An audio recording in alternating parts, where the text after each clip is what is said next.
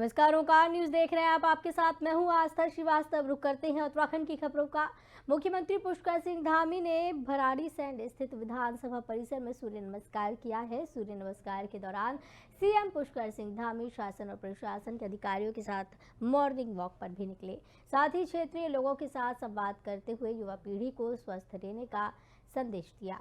तो बता दें कि सीएम पुष्कर सिंह धामी सूर्य नमस्कार सुबह सुबह करने पहुंचे और प्रशासन के अधिकारियों के साथ उन्होंने मॉर्निंग वॉक की है। युवा पीढ़ी को उन्होंने स्वस्थ रहने की भी इस दौरान अपील की। उन्होंने संदेश स्वस्थ रहने का दिया है।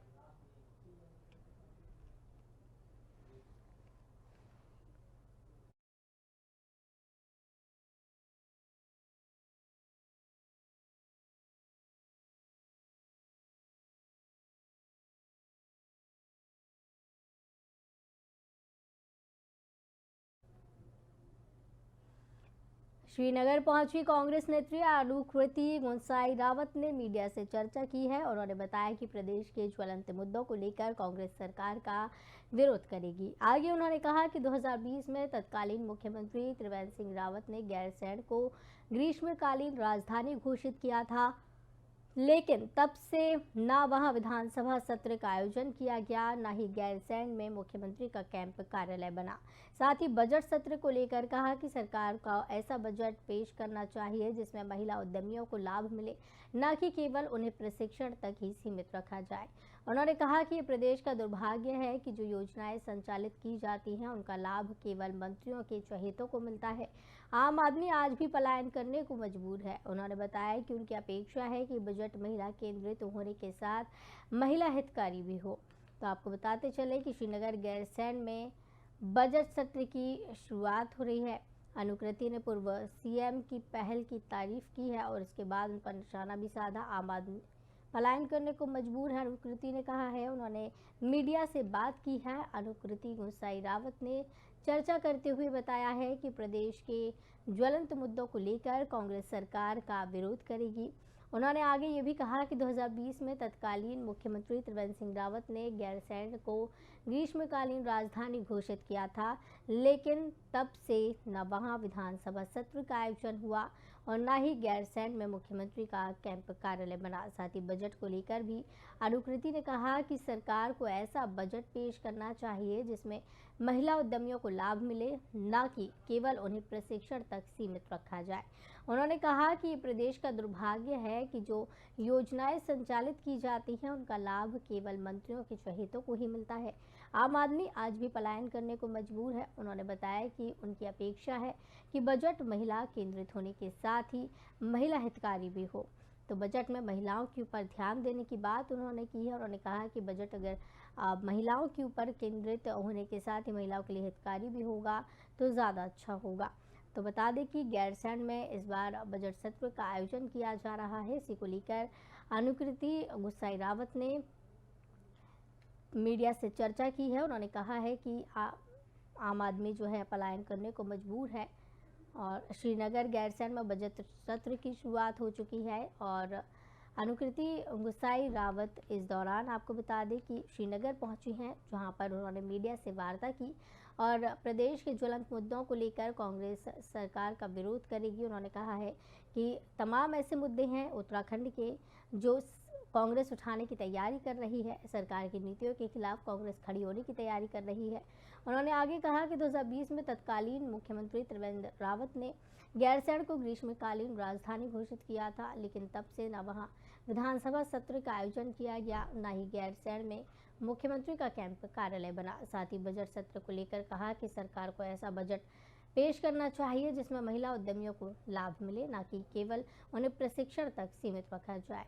उन्होंने कहा कि प्रदेश का दुर्भाग्य है कि जो योजनाएं संचालित की जाती हैं उनका लाभ केवल मंत्रियों के चहेतों को ही मिल पाता है। आम आदमी आज भी पलायन करने को मजबूर हो रहा है।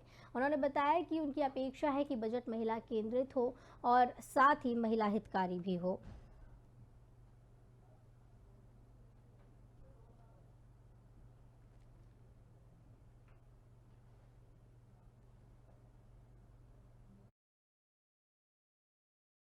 ओपिनियन रखती हूँ कि विमेन एंटरप्रेन्योर्स के लिए बजट में कोई ना कोई जगह जरूर होनी चाहिए, क्योंकि अगर विमेन लेकिन विमेन एंटरप्रेन्योर्स के लिए भी सिर्फ ऐसी जगह नहीं होनी चाहिए कि सिर्फ ट्रेनिंग्स हो रही हैं और उनके बिजनेस डेवलपमेंट के लिए अगर सरकार उनको सपोर्ट करती है तो सोचते हैं इस तरीके के बजट के प्रावधान, इस तरीके के बजट में जरूर एक व्यवस्था होनी चाहिए ताकि विमेन जो अपने आप को स्वरोजगार से स्थापित करना चाहती है, फाइनेंशियली इंडिपेंडेंट बनना चाहती है, उनके लिए उस बजट में जरूर जगह हो। सरकार कुछ भी कहे कि हम जो योजनाएं बना रहे हैं, ये योजना बना रहे हैं, अगर वो योजना धरातल पे नहीं उतर रही है और विशेषकर पहाड़ में नहीं उतर रही है तो फिर उन योजनाओं का क्या महत्व है?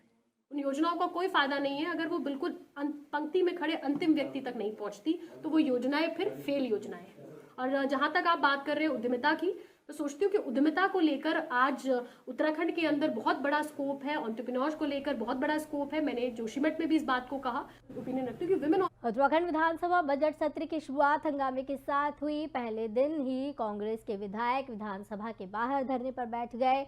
कांग्रेस ने अंकिता भंडारी हत्याकांड, पेपर लीक समेत तमाम मुद्दों को लेकर प्रदेश सरकार को सड़क से लेकर सदन तक घेरने की योजना तैयार की। उत्तराखंड विधानसभा बजट सत्र की कार्रवाई आज सुबह 11 बजे राज्यपाल के अभिभाषण से शुरू हुई। सत्र की शुरुआत से पहले राज्यपाल को गार्ड ऑफ ऑनर दिया गया। इस दौरान विधानसभा अध्यक्ष रितु खंडूरी और मुख्यमंत्री पुष्कर सिंह धामी ने उनका स्वागत किया। विधानसभा अध्यक्ष ने कहा कि सदन की कार्रवाई शांतिपूर्वक चलनी चाहिए, इसमें विपक्ष का सहयोग भी जरूरी है। उन्होंने कहा कि धरना करना विपक्ष की आदत बन गया है।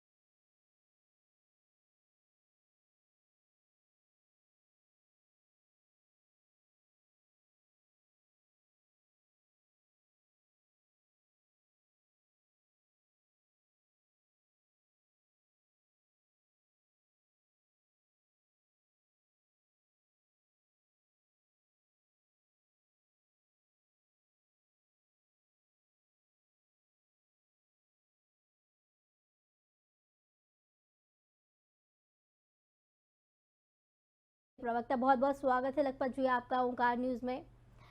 लखपत जी, जैसा कि कहा जा रहा था कि गैरसैंण में जब सत्र शुरू होगा तो हंगामेदार ये सत्र रहने के आसार है। कांग्रेस जो है प्रदर्शन कर सकती है। क्या मुद्दों को लेकर प्रदर्शन कर रही है? आज पहला ही दिन था सत्र का, क्या कुछ लेकर प्रदर्शन किया? देखिए, उत्तराखंड के अंदर तमाम ज्वलंत मुद्दे हैं, लेकिन सरकार किसी तरह से गंभीर नहीं है। मैं आपसे कहना चाहता हूं कि सरकार चर्चा से बचना चाहती है, ये सरकार जन मुद्दों को लेकर बचना चाहती है। आपने देखा होगा, दुर्भाग्यपूर्ण है जी। सरकार विधानसभा के अंदर, वो विधानसभा के सत्र सबसे छोटे किए जा रहे हैं। पिछला विधानसभा सत्र भी 2-3 दिन में एकत्रित किया गया। सत्रों का कार्यकाल घटा देना, उनके अंदर चर्चा नहीं होना, विपक्ष को नहीं सुना जाना, ये बहुत ही दुर्भाग्यपूर्ण है।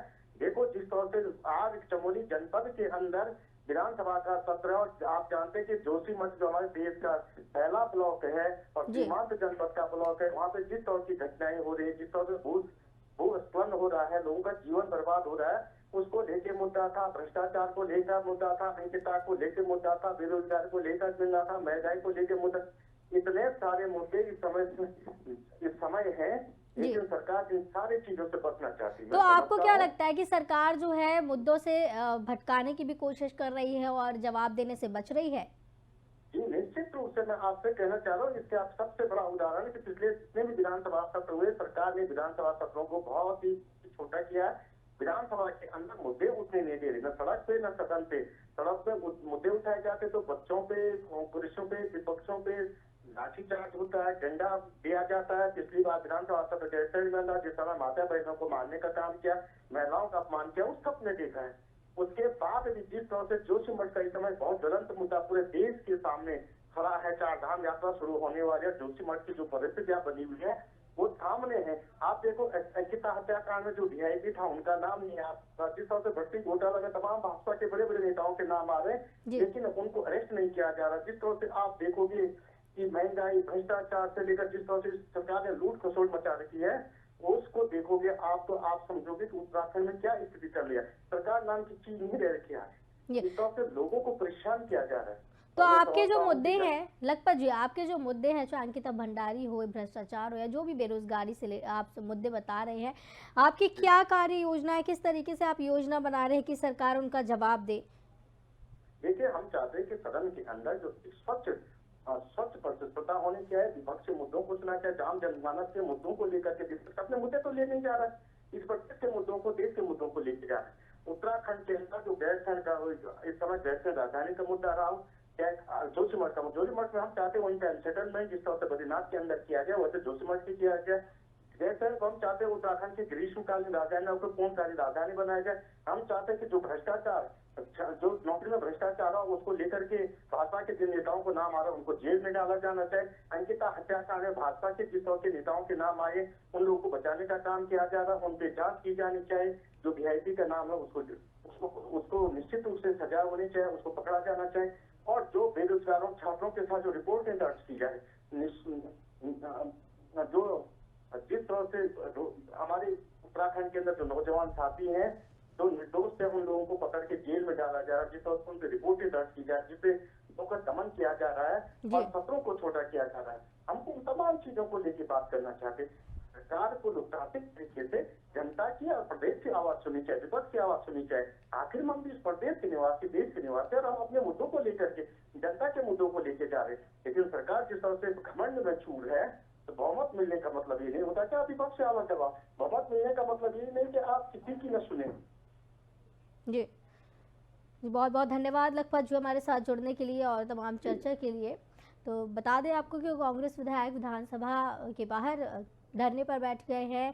कांग्रेस का आरोप है कि बीजेपी सरकार में महंगाई लगातार बढ़ रही है और अंकिता मर्डर केस में मुख्य आरोपी को बचाया जा रहा है। कांग्रेस ने पहले से ही बजट सत्र में धामी सरकार को घेरने की रणनीति तैयार की हुई है। विधानसभा सदन के अंदर भी मंत्रियों का होमवर्क कितना पूरा है इसे लेकर विपक्ष पहले से ही सरकार पर सवाल उठाता आ रहा है।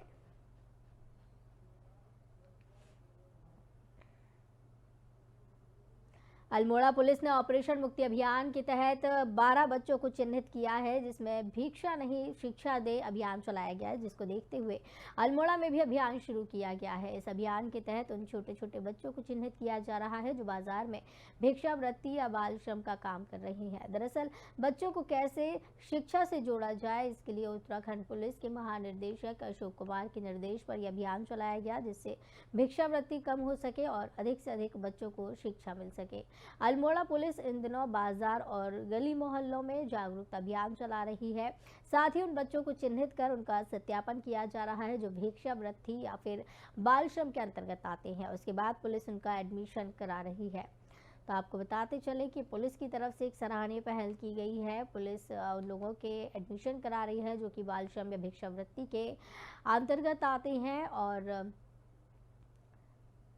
इस अभियान के तहत छोटे छोटे बच्चों को चिन्हित किया जा रहा है जो बाजार में बाल श्रम का काम कर रहे हैं या फिर भीख मांग कर गुजर बसर करते हैं।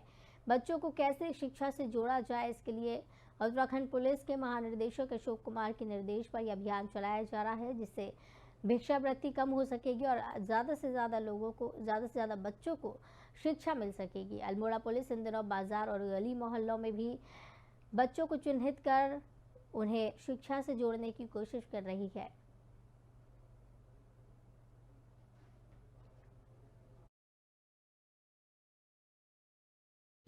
अभी डीजीपी सर द्वारा चलाए गए अभियान ऑपरेशन मुक्ति, जो कि हमारा 2 महीने का ये अभियान चलेगा, इसके अंतर्गत अल्मोड़ा पुलिस ने भी कई ऐसे बच्चे हम लोग चिन्हीकरण करने की कोशिश कर रहे हैं जिनको हम लोग स्कूल्स में भेज सकें और उनकी शिक्षा कहीं से भी प्रभावित ना हो।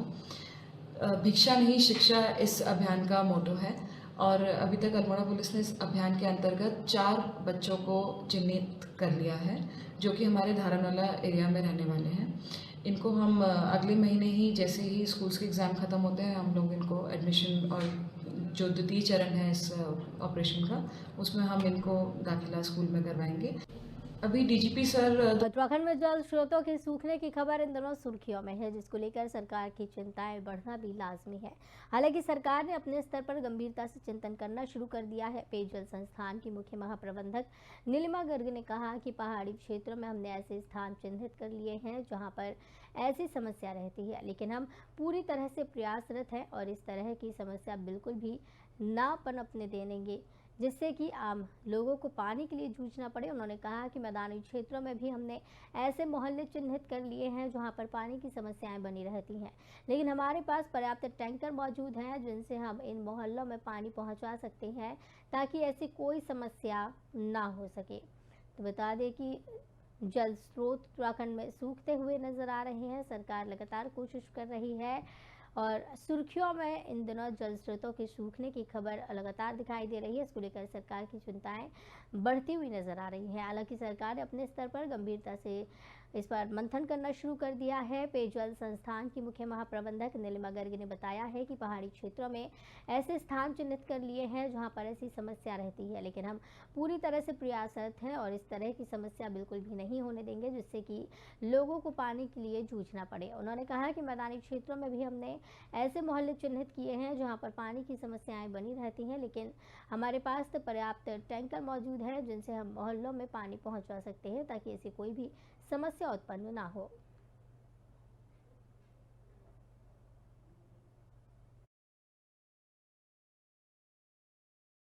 जी, गर्मियों में ग्रेविटी सोर्सेज में पानी का डिस्चार्ज बहुत कम हो जाता है, तो हमने गांव में 346 हैबिटेशंस चिन्हित कर लिए हैं जिसके लिए हम टैंकर से पानी देंगे अगर वहाँ पे कम हो। और अर्बन एरियाज़ में, शहरों में 192 मोहल्ला चिन्हित किए गए हैं, वहाँ भी हम टैंकर से पानी देंगे। विभाग के पास 72 विभागीय टैंकर्स हैं और इसके अतिरिक्त 231 निजी टैंकर्स चिन्हित किए गए हैं।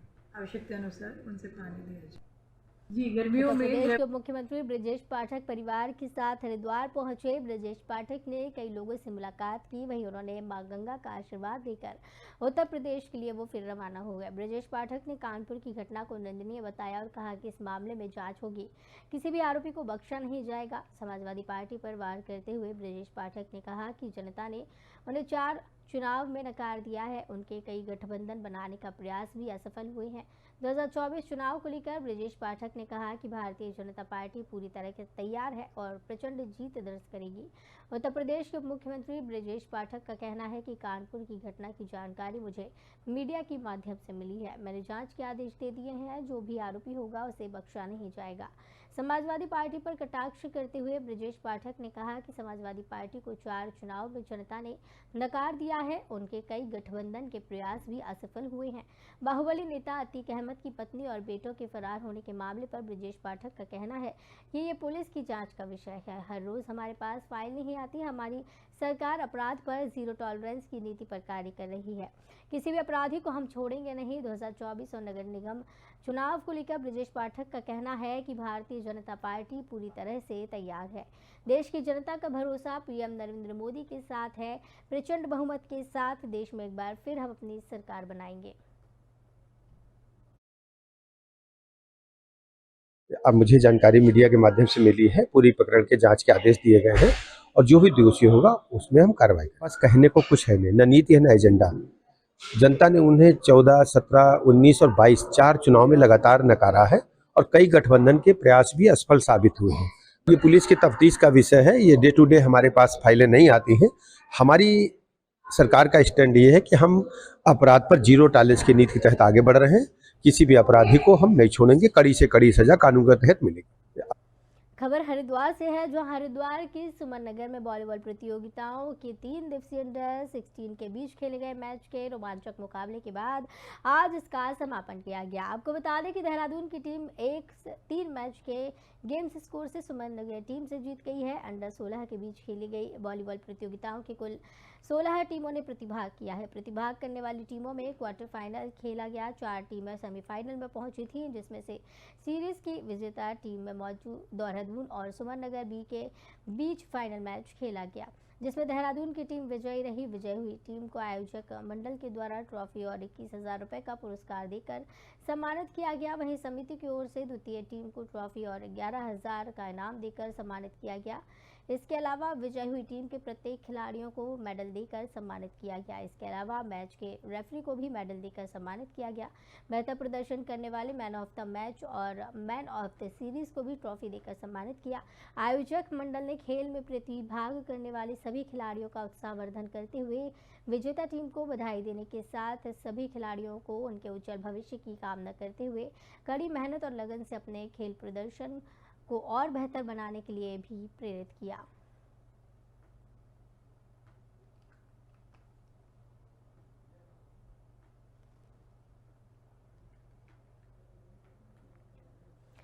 जनपद पौड़ी जिले के खंडाह से सत्यखाल हॉट मिक्स प्लांट से माल ले जा रहा ट्रक बेंचवाड़ी के समीप पुख्ता धंसने के चलते सड़क से नीचे पलट गया। गनीमत यह रही कि इस बीच समय रहते ड्राइवर ट्रक से उतर गया, जिससे जनहानि होने से बच गई।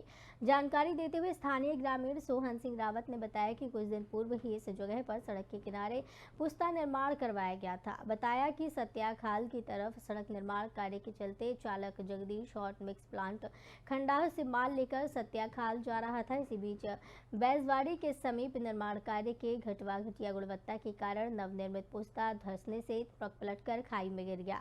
बताया कि गनीमत रही कि समय रहते ड्राइवर ट्रक से निकला, जिससे कोई जनहानि नहीं हुई।